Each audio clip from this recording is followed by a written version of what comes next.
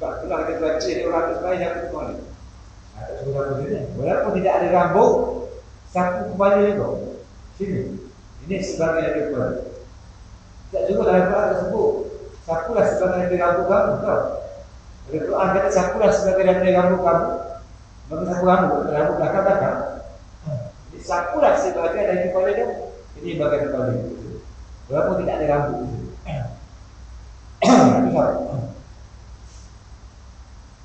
Jadi pengertian fiqh ini dari segi istilah syarah mengikut pengertian yang pertama ini memberi pengertian yang jelas bahawa mengetahui hukum-hukum syarah yang tertakluk dengan perbuatan dan perkataan orang mukallaf diketahui hukumnya dengan dalil tafsiri dari Quran, Sunnah, ijma' ulama dan qiyas.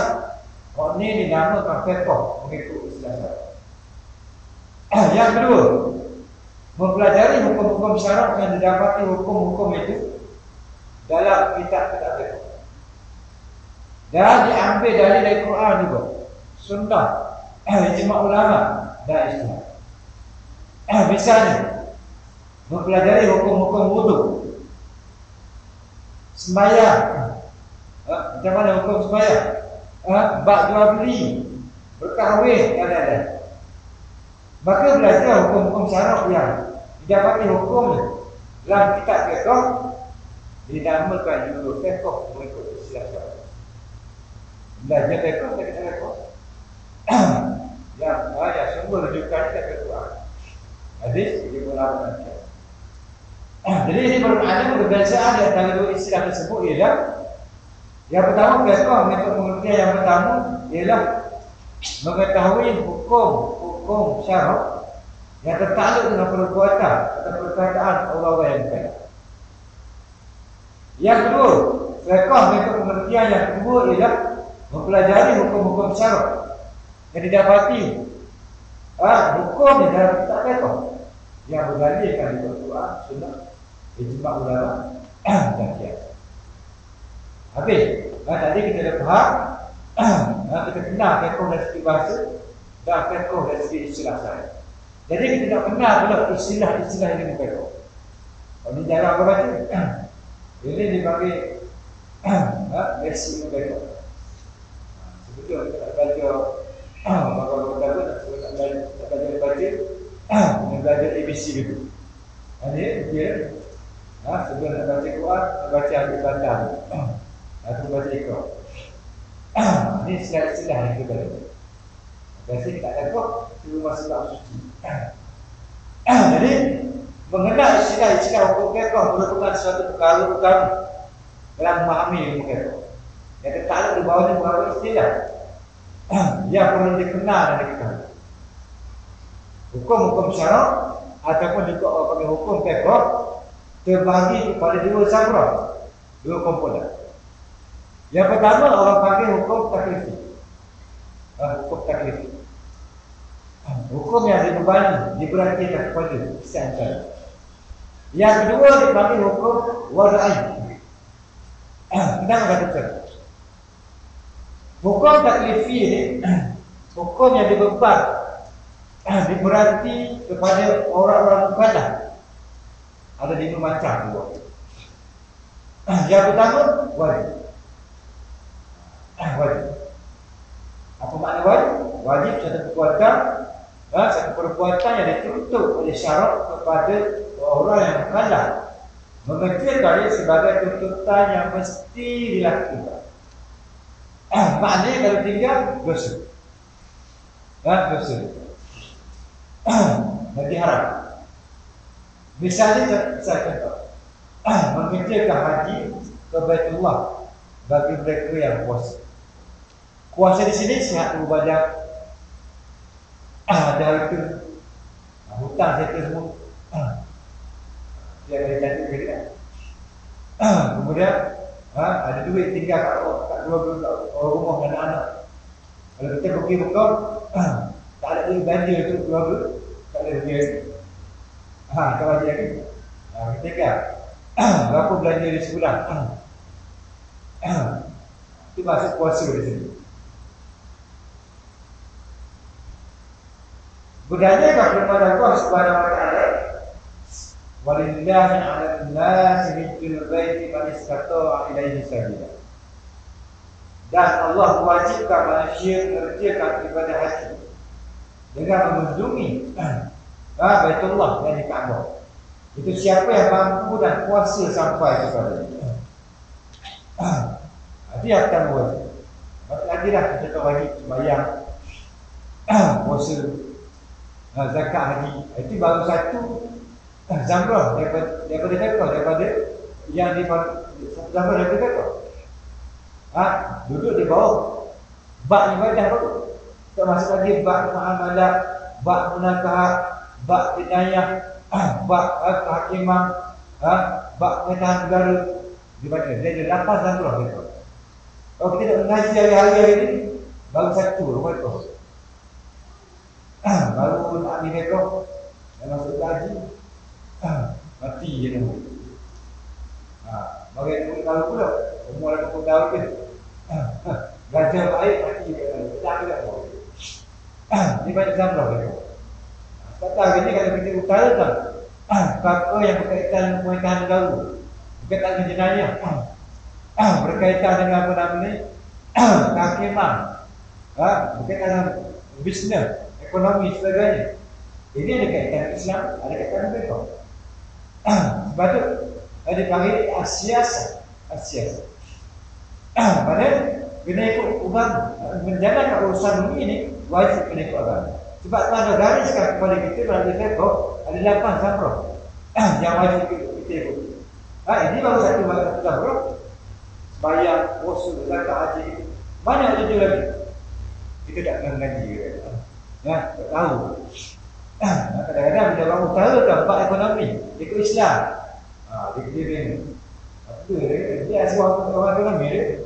Apa dia cakap tu? Tak tahu. Sedangkan ada dalam apa zamrah. Bab muamalah, dinayah, kehakiman saudara. Yang kedua, hukum taklifi ialah sunat.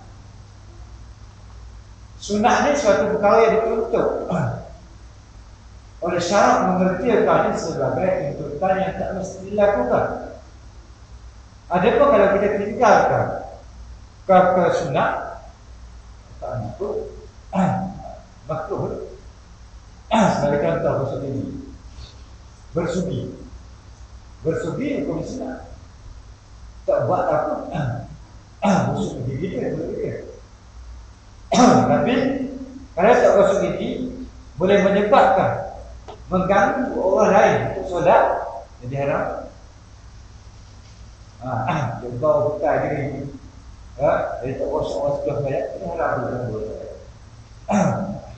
Jadi busuk gigi ni atau busuk gigi, kita tengok pada matlamat ni. Matlamat ni ialah untuk membersihkan bau mulut itu supaya harum. Zaman dulu orang gosok gigi menggunakan air cuci. Sebab zaman dulu tidak ada lagi ubat gigi. Zaman sekarang orang guna ubat gigi. Menggunakan ubat gigi. Jadi sama dia. Boleh pahala sunat tadi. Wa imma kita guna air suci ataupun kita menggunakan berus gigi dengan ubat gigi, boleh pahala sunat tadi. Sebab kita tengok pada matlamat kita gosok gigi yang boleh. Matlamat ni ialah membersihkan gigi. Boleh pahala. Semua orang suci kena bersihkan. Kalau kamu suci kadang boleh pakai. Lepas sembahyang tu. Jadi tak macam ni. Kayak suci sikap baik-baik. Boleh kita dalam motor tu. Kadang-kadang tak boleh aku. Kayak suci. Tak tu buah gigi. Kita kuat. Potong-potong ini buah tak boleh. Jadi bersih gigi macam mana? Dia kebersihan diri. Kebersihan tubuh untuk awal. Tak boleh. Jadi rasa kebersihan macam tu, gosok gigi sedang kalau gigi. Ada kemudahan ada kita guna kemudahan. Matlamat sama ni, bersih gigi. Itu dia antara penyumbang sunat. Kemudian ada antara lain, kalau sunat, sebagai contoh. Kuasa Quran, ya ayyuhallazina amanu idza tadayantum bidainin ila ajalin musamman faktubuh. Surah Al-Baqarah. Wahai orang yang beriman, kalau kamu menjalankan urusan hutang piutang. Hendaklah kamu menulis tempoh bila nak bayar ataupun berapa pinjaman. Tak ada di sini dengan mana sunnah. Maknanya kalau kita ada urusan hutang, kita beri hutang ke orang ataupun kita berhutang dengan orang, sunnah tulis. Hari ni pinjam satu. Kalau bila nak bayar 30 hektar 7. Boleh 30 hektar 7. Nampak. Sunnah. Saya kata, oh dia ni bukan kata lebih dekat. Tak, kita nak sunnah. Dia ada dalam Quran. Ya. Ayat Quran, dia bukan ayat Quran. Sunnah itu.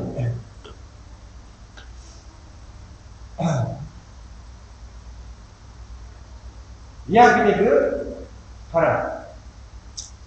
Iaitu suatu perbuatan yang dituntut oleh syarak kepada orang yang kadang menjauhkan dari diri dari melakukan perbuatan itu sebagai tuntutan yang mesti ditinggal. Mesti ditinggal. Contoh, seperti membunuh manusia bukan sekadar hak. Firman Allah Subhanahu wa taala, "Wa la taqtulun nafsan allati haramallahu illa bil haqq." Janganlah kamu membunuh diri seorang manusia yang diharamkan oleh Allah membunuh kecuali dengan alasan yang benar, yakni alasan yang ditetapkan oleh syarak. Setelah dijatuhkan hukuman bunuh badan, barulah boleh kita bunuh orang. Bunuh orang ke bunuh diri sendiri pun haram. Orang bunuh diri hukum dia haram. Dan tak mahu juga. Tengok statistik pada hari ini. Dari tahun 2010 saja. Orang bunuh diri, kuota dia 60 orang sudah. Dia kurang 425 orang. Maknanya setiap satu hari 2 orang. 2 orang satu hari bunuh diri. Jadi bangunan kita cukup. Dia bukan dia sebagai minum racun. 2 orang sahaja yang negara kita bunuh diri. Itu yang ada rekod. 2 orang sahaja. Dasar.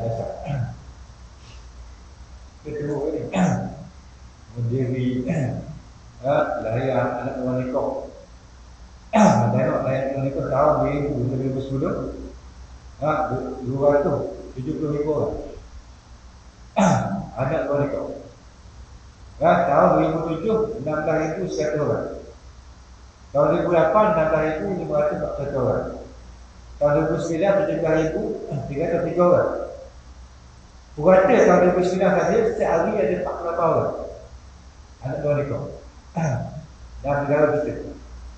Tahun 2005 hingga 2009 JPM mencatatkan 74,323 orang anak luar nikah di dalam negara kita. Yang tercinta kepada kita. Kes buang bayi dasar juga. Setiap hari 34 kes. 34 bayi dia buang setiap hari. Bayangkanlah, kita semua ada anak cucu besok. Kita esok malam mungkin sama. Kita akan datang. Di mana kita ada benda tu? Ada cara lain ke? Kembali kepada Al-Quran. Kembali balik kepada Islam. Itu saja datang. Tak payah reka dah. Buatlah macam mana kaedah, macam cara sekali pun. Bagi pemuda macam mana pun. Tak akan jadi. Sebab kita jauh lagi daripada apa Tuhan bentang. Tuhan nak beritahu kita ikut, tak perlu. Tak payah nak kena pada jari pemuda lain sebagainya. Tak kamu tengok aku bakar apa tu dalam jawab sikit apa tak payah fikir betul-betul. Macam apa. Dahsyat hari ni, hidayah fikir jualan dan sebagainya. Dan dahsyat kita. Takut dia. Bukan saja dalam itu bukti teruk. Ada usaha tak ada ibu. Itu yang kita beritahu. Jangan dalam Nepal lagi. Tapi kalau pergi bisi-bisi tadi, juta saya